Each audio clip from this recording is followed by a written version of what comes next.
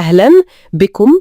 النهاردة هنغوص سوا في فصل مهم قوي من امال عظيمة لتشارلز ديكنز، الفصل 22. معانا مقتطفات منه، بنشوف بيب بطل القصة وهو بيدخل عالمه الجديد في لندن. بالظبط. بيقابل شخصية يعني مفاجأة من الماضي، وبيكتشف أسرار بتغير نظرته لكل حاجة. تمام. هدفنا النهاردة نفهم البيئة الجديدة دي والألغاز اللي حوالين بيب وثروته المفاجأة دي. هو فعلا فصل نقلة كبيرة لبيب، مش بس مكان جديد من الريف للمدينة، لا دي مواجهة مع حقائق ومع ناس هم اللي هيشكلوا فهمه للدنيا الجديدة دي وللطبقة كمان اللي هو داخل عليها دي بسبب راعي المجهول. تماما. البداية بصراحة فيها لمسة كوميدية شوية، لما بيب يقابل الشاب اللي كان بيقول عليه شاحب الوجه، اللي اتخانق معاه زمان. أيوة، ويكتشف إنه مين؟ هربرت بوكيت اللي هيسكن معاه في لندن. مفاجأة طبعا. والأغرب إن هربرت بيطلع لطيف جدا وبيعتذر له كمان على الخناقة القديمة دي. موقف غريب فعلا. بس الأهم بقى لما هربرت يكشف له إنه كان مرشح محتمل إن الأنثى هافشم ترعاه هي، وإنها اتبنت بنت اسمها استيلة. دي تفاصيل مش سهلة خالص. لا طبعا، دي نقطة محورية. أولا هربرت في اللحظة دي ما بقاش مجرد معرفة قديمة، ده بقى صديق وحليف محتمل. ممكن يبقى هو ده مرشد بيب في لندن اللي ما يعرفش عنها حاجة. صح. وثانيا الصراحة بتاعته دي، الوضوح ده، عامل تناقض رهيب مع كمية الغموض اللي حوالين بيب. كل حاجة عند بيب مستخبية. بالظبط، كأن هربرت أول شباك حقيقي وصادت بيب يبص منه على العالم الجديد ده غير إنها بتوضح إن الأنثى هافشم دي مش مجرد شخصية في حياة بيب وخلاص، لا، شبكتها ممتدة ومأثرة في كذا حد تاني. والصراحة دي بتكمل لما يتكلموا عن استيلا، دي صدمة تانية. لما بيقول إنها بالتبني. أيوة، وإن الأنثى هافشم ربتها مخصوص عشان تبقى قاسية ومتعجرفة ومتقلبة لأقصى درجة. يا ساتر. وإنها بتربيها عشان تنتقم بيها من كل جنس الرجال. الكلام ده يخض شوية. طبعا يخض، ده بيكشف دوافع تانية خالص غير مجرد إنها ست غريبة الأطوار. هنا بنشوف التلاعب، الرغبة في الانتقام.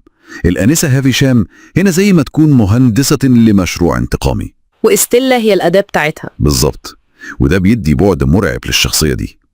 ولما نعرف كمان إن المحامي بتاعهم واحد، مستر جاجرز، محامي بيب ومحامي الآنسة هافشام. تمام، الصورة بتبتدي تتعقد أكتر وأكتر. الخيوط كلها متوصلة ببعض بشكل يخلي الواحد يقلق. فعلا شبكة معقدة. وبعدين بقى قصة الآنسة هافشام نفسها اللي بيحكيها هربرت، الحكاية المأساوية، قصة فظيعة. كانت وريثة غنية، أبوها اتجوز الطباخة سرا وجابت له أخ غير شقيق ليها، والأخ ده طلع مش تمام. أيوة، مبذر وسمعته وحشة. وبعدين يظهر الراجل اللي بيضحك عليها وبيستغل حبها ليها، وبمساعدة الأخ أو بشك من هربرت إن الأخ متواطئ، ويستولى على فلوسها ويخليها تشتري حصة أخوها في المصنع بسعر عالي جدا، وفي الآخر يتخلى عنها يوم الفرح برسالة وصلت الساعة 9:15، نفس الوقت اللي كل الساعات في البيت وقفت عنده. دي بقى بتفسر كل حاجة شفناها في ساتيس هاوس. صح، البيت المهجور، الساعات الواقفة، تصرفاتها الغريبة، والأهم دفعها لتربية استيلا بالشكل ده. هي ضحية خيانة بشعة، والتلميح لمؤامرة بين خطيبها وأخوها ده بيزود الطين بلة. المأساة بتخلي تصرفاتها مفهومة حتى لو مش مبررة. طيب نرجع لهربرت نفسه بقى، شخصيته مريحة قوي وصريح كده. يبان طيب ومش بتاع مشاكل، بس بيحس انه غالبا مش هيبقى غني او ناجح رغم ان احلامه كبيرة. حلم انه يبقى رأس مالي ومؤمن سفن، ايوه، ويتاجر مع الهند الشرقية والغربية. لكن في الواقع هو شغال في مكتب محاسبة زي ما بيقول هربرت، بيلف ويدور. looking about him، بيدور على فرصة وخلاص، ومن غير مرتب كمان دلوقتي. بالظبط. ايه المفارقة دي؟ المفارقة دي بتوضح قوي الفرق بين انواع الامال.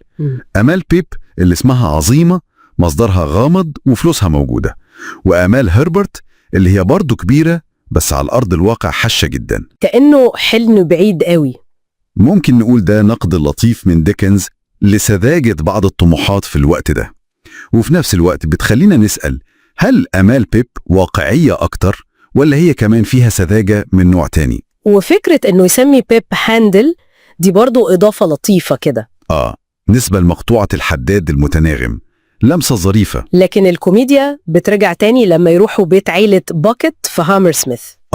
المشهد ده فظيع، الأم مسز باكيت قاعدة بتقرأ ومش مركزة في أي حاجة حواليها، لدرجة إن المربية بتتكركب في مسند رجليها اللي تحت فستانها وهي ولا هنا. والأولاد حالتهم صعبة قوي، بيتدهوروا بدل ما بيتربوا زي ما النص بيقول، والأب شكله مرتبك وشعره منعكش. بالظبط، هي دي بقى لمحة عن حياة الطبقة اللي المفروض بيب يتعلم منها أصول وإتيكيت. يا ساتر، ده البيت اللي هيتعلم فيه إزاي يبقى جنتلمان؟ هو ده بقى التعليق الساخر المرير من ديكنز. الفوضى دي وعدم الكفاءة في التربية يمكن دي حقيقة حياة بعض اللي بيسعوا للترقي الاجتماعي.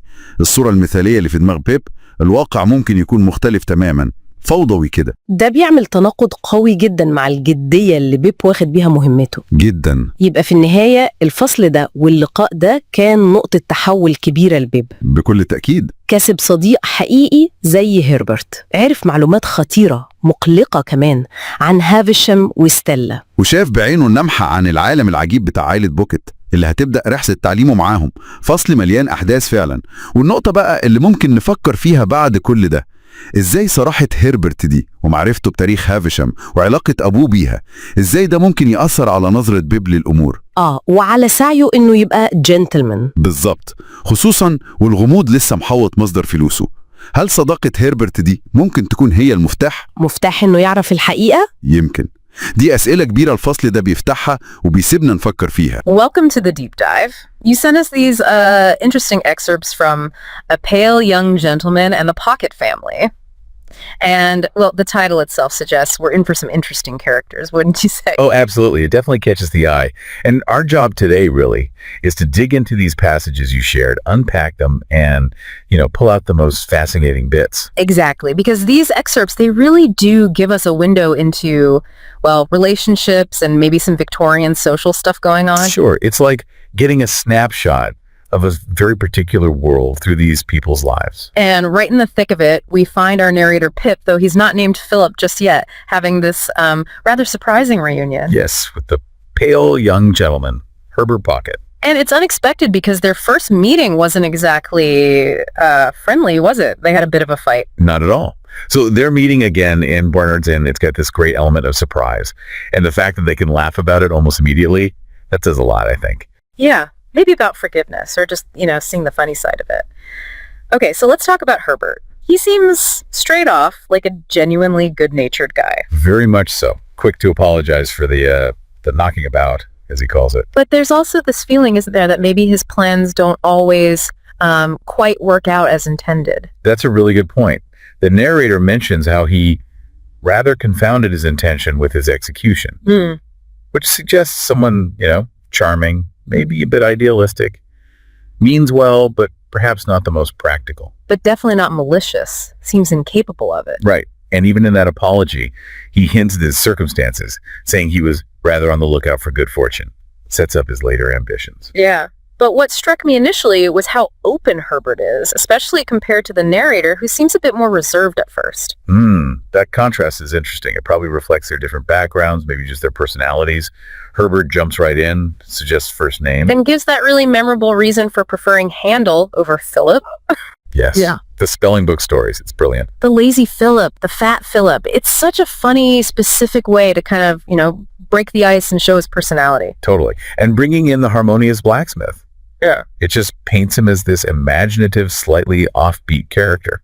What does that tell us about how he approaches people, do you think? Well, it suggests he's willing to be a bit quirky, maybe a bit vulnerable even, to connect through humor. Mm-hmm. It kind of breaks down any awkwardness from their past scrap. Yeah, it works. And this new friendship, it leads pretty quickly into Herbert sharing Miss Havisham's whole backstory. He's very open about it, isn't he? Starting with his own trial visit to Sada's house. Right, the idea that Miss Havisham was basically vetting potential companions, maybe even suitors for Estella. It's a bit creepy. It is. And Herbert's reaction to being rejected. Bad taste, but a fact. He delivers it with such, dryness. Shows a bit of resilience, maybe. He doesn't seem too cut up about it. Not at all. Yeah. And it means he can give his opinion on Estella, which is pretty blunt. Hard and haughty and capricious. Raised by Miss Havisham for revenge on all the male sex. Wow. Stark, isn't it? And it immediately makes you wonder about Miss Havisham herself. What happened to her? Exactly. It points straight to some deep bitterness, some past wound. And Herbert fills in the blanks. Spoilt child, wealthy brewer father. Oh, and that little detail about brewing being seen as better than baking. Yeah, it's a subtle thing, but it really highlights those rigid class lines, doesn't it? Right. Even where your money came from mattered hugely. Fascinating. But the real core of the story Herbert tells is the romance, the betrayal. Yes, this passionate love for a man who looked the part, but was, well, probably just after her money. Herbert's father apparently warned her. So she had this wealth, this position, but also this vulnerability, maybe blinded by love, ignored the warnings. And this guy didn't just break her heart. He apparently got her to buy out her half-brother's share in the brewery. Seems like a calculated move. Adding insult to injury. Yeah. And then the climax, the letter arriving on her wedding day. The moment everything changed. Wedding canceled, clock stopped. She retreats from the world into this perpetual twilight state. Just devastating. And the idea that maybe the fiancé and the half-brother were in it together, it just adds another layer of darkness. It really explains so much about her bitterness, her desire for revenge through Estella, a truly warped response to profound betrayal. And floating around the edges of this story is another key figure, Mr. Jaggers. Ah, yes, Jaggers, Miss Havisham's lawyer, her man of business. Very influential, very discreet. And he's the one who suggests Herbert's father, Matthew Pocket, as the narrator's tutor. Which shows Jaggers knows both families, and maybe he's pulling some strings, connecting them for a reason. The narrator seems a bit wary when this comes up, doesn't he? Like there's more to it. Definitely a sense of wheels within wheels there. So from all that dark, intense backstory about Miss Havisham, the scene shifts quite dramatically to the Pocket family home. Quite a shift. The journey to Hammersmith and that description of the Pocket children, tumbling up instead of being brought up. Huh. Yes, it immediately paints a picture of, well, chaos. Charming chaos, maybe. Perhaps. It's funny, but maybe also a little commentary on, what bringing up actually looked like behind some respectable doors. And then there's Mrs. Pocket. Oh my goodness. She's something else. Reading a book about titles, feet up on a stool. Oblivious to the children, constantly dropping her handkerchief. And that weirdly superficial interest in the narrator's mother, who doesn't even exist while she's totally absorbed in her book about social rank. It paints her as someone completely detached from the reality of her own home. What does that say about sort of expectations of women then? Well, it's humorous, but maybe it critiques that ideal of the perfect Victorian mother. Her focus is on status, not the kids running wild around her. And the two poor nurses, Flopson and Millers, just trying to cope with 6 kids, soon to be 7. Completely overwhelmed. It just emphasizes the lack of parental guidance. That image of Flopson tripping over the footstool with the baby, it's pure comedy. Almost slapstick, yeah. And the narrator's dry comment, their nurture is just alternately tumbling up and lying down, sums it up perfectly. And Mr. Pocket himself looks sort of baffled, hair all over the place. Like a distracted professor, right? Maybe happier with books than with domestic life. It's such a contrast to Miss Havisham's intense, frozen world, much more lively, incredibly disorganized. Definitely. Provides some comic relief, but maybe also another angle on expectations versus reality. Speaking of expectations, just when we think we've got Herbert figured out as this amiable, slightly impractical guy, he reveals his big career plan. Oh, yes. Get this. He declares he's a capitalist and insurer of ships in the city. Quite the pronouncement. And he has these grand visions, doesn't he? Right. Trading silks, spices, sugar, tobacco, rum, even elephant's tusks. Needs a perfect fleet, apparently. It shows that ambition, that optimism we talked about, very much of the time wanting to make a fortune. Absolutely. But then comes the reality check. Right. He's actually working in a pretty grimy counting house, just looking about. And his explanation that the job isn't directly profitable because, well, he has to keep myself, it's wonderfully understated. It is. And his whole philosophy of looking about for an opening to swoop upon, it kind of echoes how he approached that phytopology, doesn't it? A bit grand, maybe not entirely grounded. That's a great connection. It highlights that gap we often see, between the big dreams and the day-to-day grind, especially when you're young. But his optimism, despite it all, that's what makes him so likable, I think. Definitely. And this contrast, it sort of mirrors the bigger themes, doesn't it? Mm-hmm. Miss Havisham's past grandeur versus her present state, the ideal family, versus the messy pockets. So stepping back from this deep dive into these specific bits, what are the main takeaways for you? Well, we've seen this friendship start between Pip and Herbert, which feels quite genuine despite the odd beginning. Yeah, anchored by Herbert's relentless helpfulness. Exactly. Then there's the whole tragic, almost gothic story of Miss Havisham understanding her motivations, her past. Which explains so much about Estella, too. Right. And then the pure, chaotic energy of the Pocket household as a complete counterpoint. It's this mix, isn't it? Hope and disappointment, big dreams, and messy reality. Precisely.